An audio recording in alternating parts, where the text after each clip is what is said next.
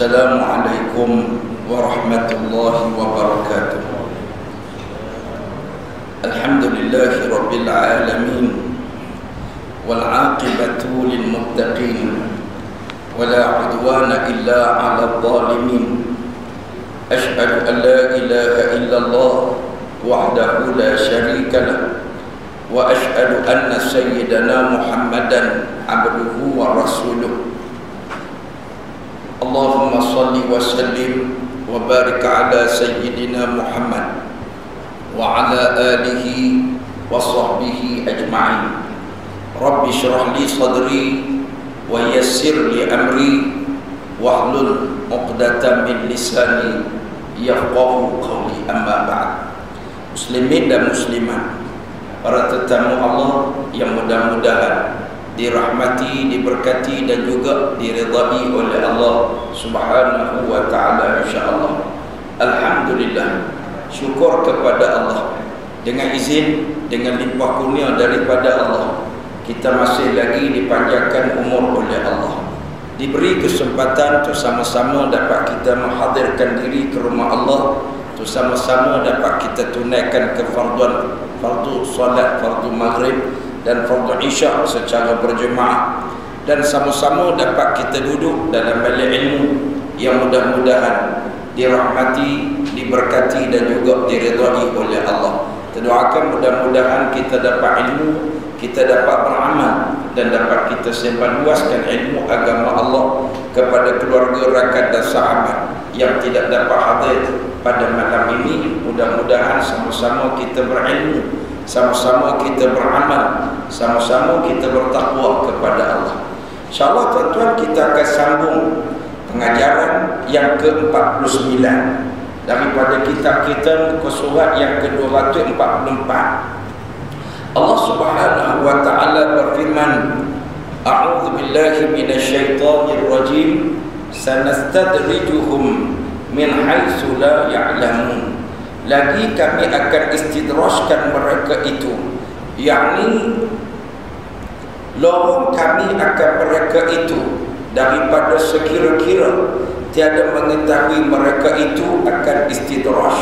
Al-A'raf ayat 182. Tuan-tuan, ayat ini satu peringatan daripada Allah Subhanahu wa ta'ala.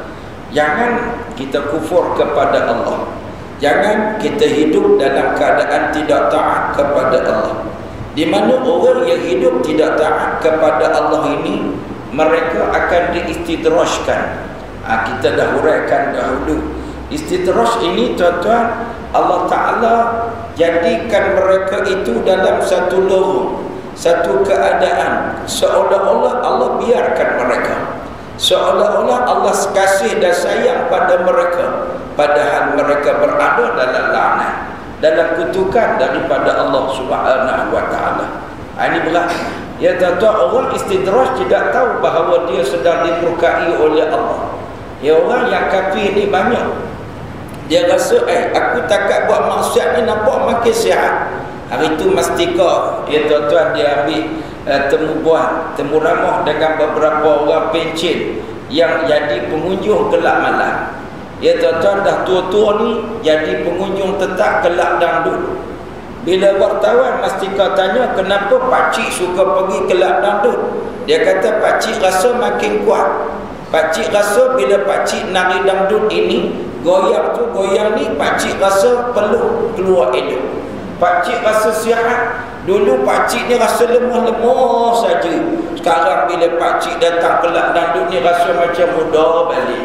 Tengok tuan-tuan, memanglah rasa lemah tengok bini tua macam dia. Tuan-tuan kan, rasa lemah lolai, bini gigi tak ada tuan-tuan, rambut putih, tuan-tuan berkedut-kedut, dia pun teruk dengan boroi, dengan perut kedut-kedut, jadi sama-sama tengok tak lalu. Pergi kelab dangdut bergetah-getah tuan-tuan. Jangan kata bergetah-getah lagi, jadi muda kuat balik. Tak kira siapa lah tuan-tuan, seronok dia buat tempat maksiat hiburan ni memang jarang nak jumpa orang lemah lolai tengok orang lawa. Tengok orang bergetah, saya tak pernah tengok lagi orang bila tengok anak gadis pakai seksi, lemah selutung terbalik. Tak jumpa lagi tuan-tuan. Yang mati pucuk lepas balik tuan-tuan kan. Yang nak jalan goyang lutut pun lepas balik. Memang maksiat, syaitan duduk dalam badan. Ni nak istidraj. Dan dia tak perasan Allah murka kat dia. Dia rasa, takat saya kedekut tak keluar zakat ni bisnes makin maju ustaz. Dulu masa saya keluar zakat tu tak untung sangat. Sekarang tak keluar zakat kedekut ni, ya Allah, takat jadi haji bakil bin kedekut ni bisnes melonjak-lonjak. Kat Sahab tu semua saya yang punya.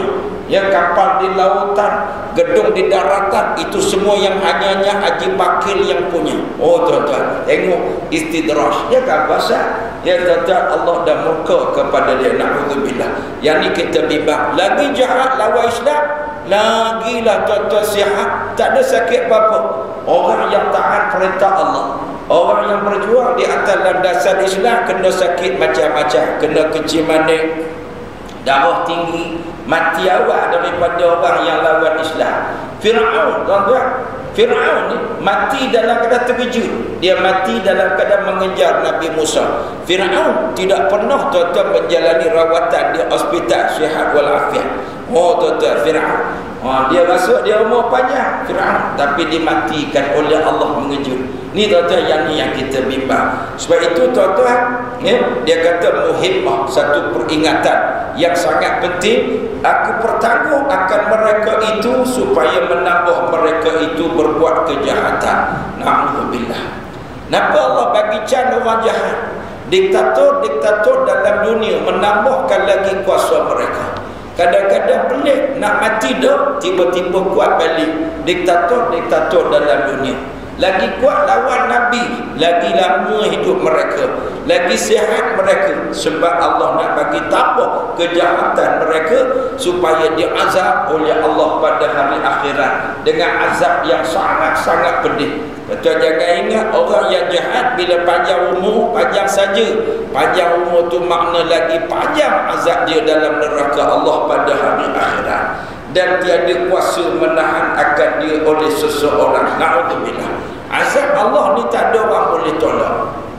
Segala mereka itu yang berkehendak berjalan kepada Allah Ta'ala, tak kala datang kelebihan atas mereka itu dalam negeri dunia, kerana takut akan dirinya itu istidraj, yakni lorong, sehingga sentiasa gundahan hati mereka itu, dan kuninglah warna mereka itu, hancurlah hati mereka itu, hilanglah akal mereka itu, dan berpindahlah mereka itu antara segala-segala makhluk, sehingga tiada bercampur mereka itu dengan segala manusia.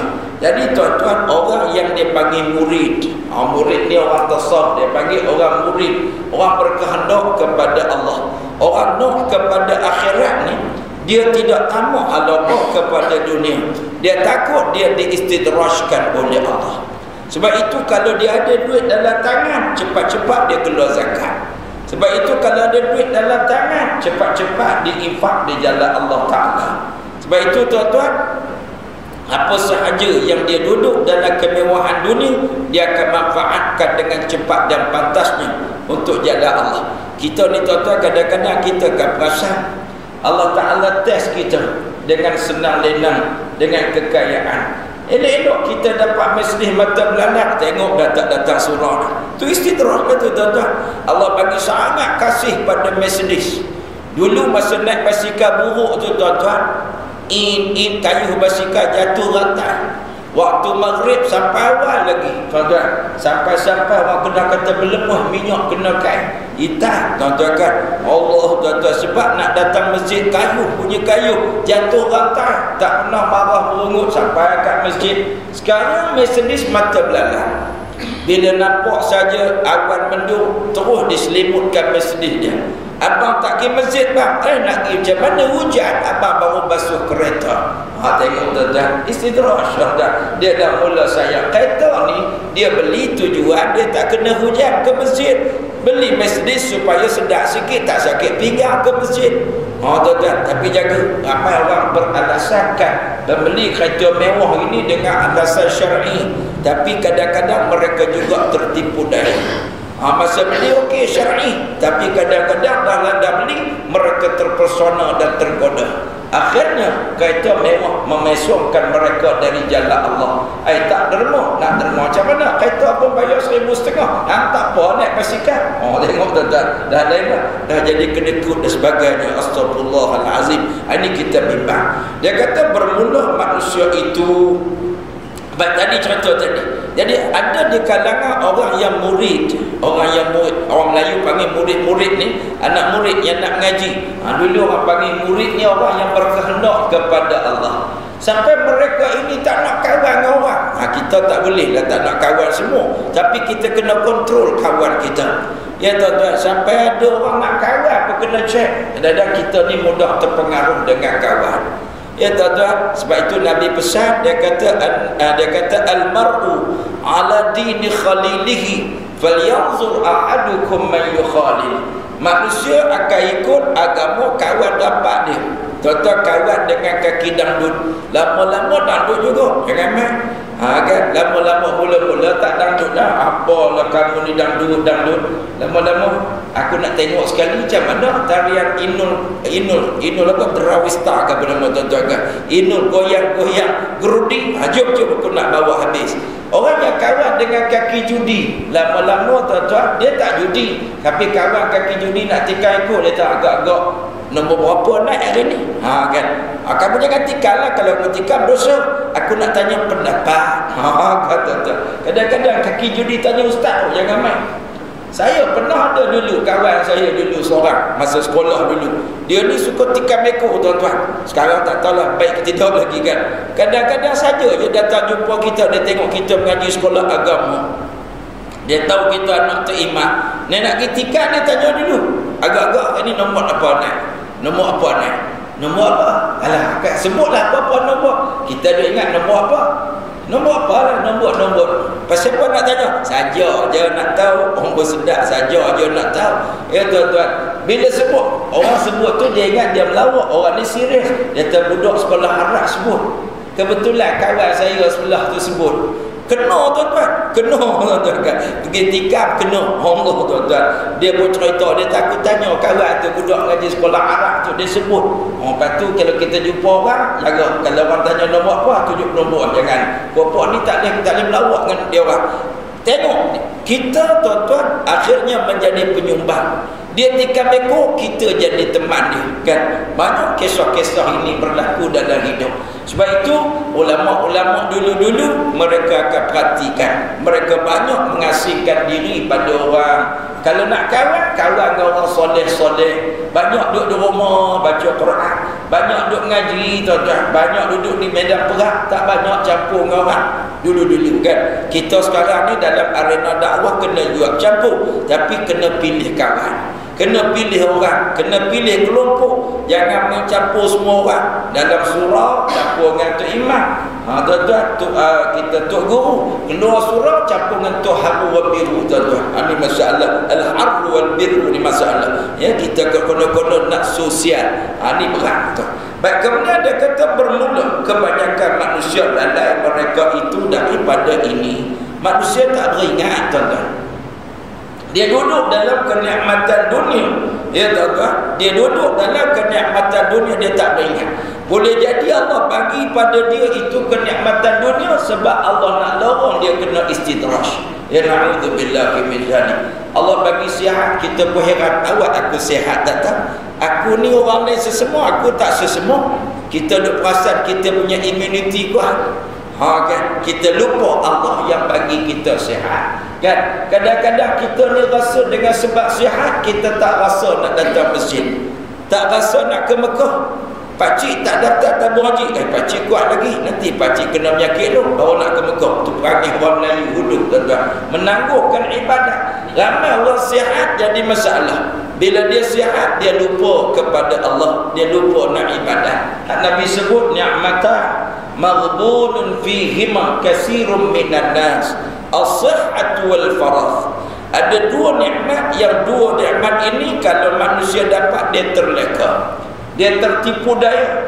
Iaitulah yang banyak manusia tertipu daya dengan dua nikmat ini. Iaitu yang pertama, as-sihhatu, nikmat sihat. Sihat tuan-tuan, dia lupa. Kalau kita batuk baru teringat rasa macam nak mati.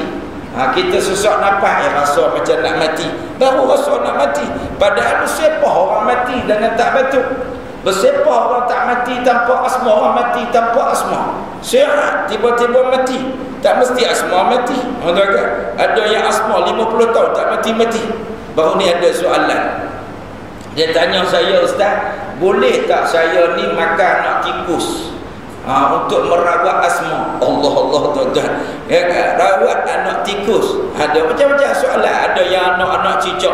Saya kata banyak hak Allah bagi suruh buat ubat. Kenapa kau terfikirkan anak tikus juga jadi pilihanmu? Astaghfirullahalazim. Siapalah yang bagi cadangan anak tikus rawatan asma? Saya kata asma ni minum habbatus sauda. Saya asma tuan-tuan. Asma. Tuan-tuan. Kalau saya dulu ledak. Kalau tak main bola kan boleh lari sangat. Main bola tu dribble baru masa tamak je. Baru masa kedua duk urut dada. Tuan-tuan. Tak boleh main sangat. Kita ni jenis lari tapi slow lah, tak boleh kan. Asma. Lelah tuan-tuan. Tapi saya minum habbatus sauda. Alhamdulillah lah. Boleh lah anak 10 kat tuan-tuan. Alhamdulillah. Kan. Nak kira-kira tuan-tuan apa asma ni payah. Nikah berpayah apa semua. Asma. Bila ceramah selalu orang tanya Ustaz ceramah sampai 1 jam setengah non-stop, apakah ubat? Saya kata saya mengamalkan habbatus sauda. Sebab Nabi kata habbatus sauda da'ul likulli da'. Habbatus sauda ubat kepada segala penyakit. Illa sam, malaikat mati tak boleh ubat lah. Dia kata sebab itu yakin minum habbatus sauda Allah akan bagi keberkatan dan kesembuhan. Apa nak pergi makan tu? Makan anak tikus. Ada yang setengah tu pergi tangkap lipat. Dia saya tengok satu orang buat tu jumpa lipat panjang tu. Dia tangkap nak balik makan. Astagfirullahalazim. Banyak benda-benda halal tuan-tuan kan. Ni semua tertipu juga tuan-tuan. Jadi nak rekah cerita, iaitu banyak orang tertipu dengan nikmat-nikmat yang Nabi sebut. Antara lain sihat, antara lain farah, lapar, relax, tak tahu nak buat apa. Kita ni sampai tak tahu nak buat apa. Lepas pencen, Ustaz saya ni lepas pencen tak tahu nak buat apa. Macam soleh sangat. Tuan-tuan, macam hebat sangat. Quran tak khatam lagi, semayang qadha tak habis lagi tuan-tuan. Ziarah adik-beradik ramai lagi tak ziarah. Minta maaf kat orang-orang yang dia pernah buat zalim. Dia dulu bos, asyik marah korang je. Tak sempat lagi nak ziarah. Tuan-tuan, kali ikut nak kena minta maaf seorang-seorang orang yang pernah kita buat zalim. Kita kadang-kadang masa jadi bos bukan fikir sangat. Tengking pak jaga. Pakcik Dayus. Contohlah contohkan. Pakcik jantan bacul kan contoh. Kan senang nak minta maaf tu tuan-tuan. Kan senang. Muslimin dan muslimat mentang-mentang orang tu pakat benda dimaki hamun dan sebagainya. Ini contoh tuan-tuan. Kan senang. Kita nak minta maaf dulu kita pernah marah orang tak tentu hala dan sebagainya. Tuan-tuan, berapa ribu hak kita pernah buat nanya. Berapa adik-beradik yang kita tidak hubungkan silaturahim. Tuan-tuan payah. Nak ngaji lagi kita tua tuan-tuan tak ngaji lagi. Akidah pun tak tentu hala. Nama je ahli sunnah wal jamaah ngaji. Tanya tak tahu pun. Orang kita ni tuan-tuan banyak tak tentu hala ni. Tanya je mazhab apa pakcik ni? Syafi'i. Mau Syafi'i tuan-tuan. Tanya fiqh Syafi'i bab mandi wajib pun tak tahu dah. Dia kata pakcik duduk bawah syarul mandi gitu. Kan? Jadi apa beza tuan-tuan dalam sembahyang Syafi'i dengan Syiah? Ada baru tadi kawan saya tanya, tuan-tuan, ada orang sembahyang kat surau dia buat gini, Allah. Dia kata Syiah, saya kata tak, wah orang tua tu. Saya kata kalau jumpa kat kampung ada. Dia ni sebab dulu mungkin dia tiru orang Syiah kot sampai tua, Allah. Bukan tahu hala orang kampung sembahyang. Ya Allah. Ni nak tangkap dia berapa lama ni tuan-tuan. Kita ingat Syiah tak, dia wah tuan-tuan kan. Dia Allah. Tangkap sesenyap tuan-tuan. Macam ada yang Ultraman pada ni mazhab apa tak tahu. Allah tuan-tuan. Ni tok bomo masuk jin. Ada macam-macam. Tetap pergi tengok kat kampung. Ni bukan tentu mazhab ni tuan-tuan kan. Dia buat tu sebab apa? Sebab dia pernah buat macam tu masa kecil. Tak tentu hala mazhab dia. Ni satu masalah besar. Dia banyak benda nak kena mengaji. Tuan-tuan, dia kata, okey, saya ni tak tahu nak buat apa. Boleh ke tak tahu nak buat apa, tuan-tuan? Buku, ya Allah, tak sempat baca. Saya pun baca buku tak habis lagi, tuan-tuan ni. Banyak buku di pasaran, tak sempat beli, tak sempat baca. Ya Allah, banyaknya kerja kita, tuan-tuan. Jamaah Islam, kita tak support lagi. Ni, masjid, tuan-tuan, banyaklah, tuan-tuan, yang kita kena buat. Tapi ramai manusia tertipu di atas nama relax. Di atas nama, tuan-tuan, nama Farah, lapang. Dia ingat dia lapang. Padahal di sana kata Syahid Hasan Al-Banna, dia kata al-wajibatu aksar minal awqat. Dia kata kewajipan yang ada di hadapan kita sebenarnya lebih banyak jika dibandingkan dengan masa yang kita miliki. Tuan-tuan, tak sempat tuan-tuan. Tu pun nak kahwin 4 lagi. Allah, tuan-tuan, sembang je kat masjid kahwin 4. Saya bini seorang pun tak larat layan, tuan-tuan. Anak tak sempat tengok dah, tuan-tuan. Duduk sembang, andainya dapat aku kahwin lagi. Oh, banyak kewajipan kita yang kita kena settle. Baik, tuan-tuan, muslimin dan muslimat. Bermula istidraj Allah Ta'ala bagi hamba-Nya itu, iaitu pada tiap-tiap ketika perbuat ia akan dosa, nescaya memberi oleh Allah Ta'ala baginya akan nikmat dan melupai akan dia dan akan meminta ampun daripada Allah Ta'ala, maka menabur ia akan kejahatan dan takabur. Ni istidraj. Nak kenal istidraj ni, tiap-tiap kali buat maksiat Allah tambah nikmat. Dia pergi mengendak, tuan-tuan, balik-balik mengendak tu rasa Power Rangers. Kan, tuan-tuan, dia pergi tikam meko, tiba-tiba kena. Pelik, tuan-tuan, ada setengah orang tikam meko saja je. Pergi tu campak je, tengok pun tidak kena. Ada setengah orang langsung tak semayang, tapi tuan-tuan, tiap-tiap kali masuk tender boleh ke dia belakang.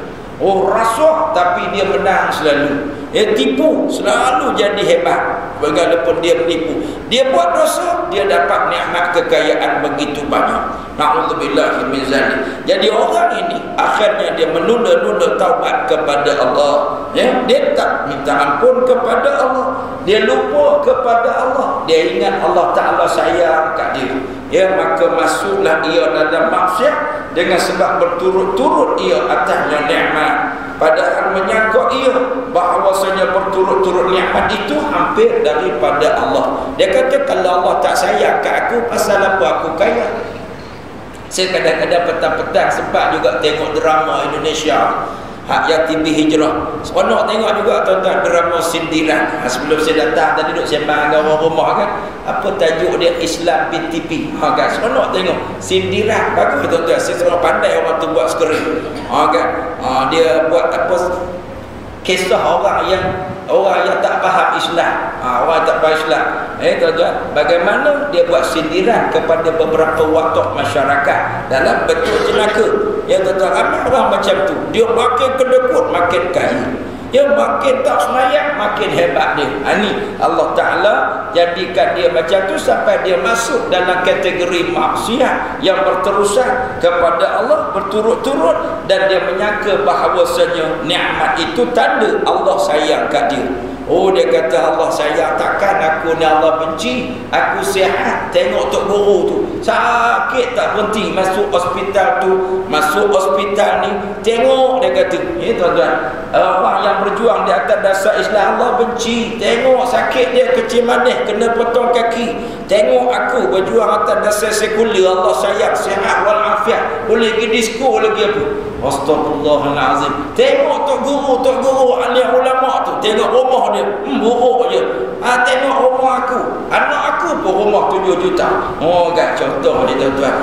Tentu dia rasa bahawasanya Allah sayang kepada dia. Padahal ini tanda-tanda istidraj. Na'udzubillah.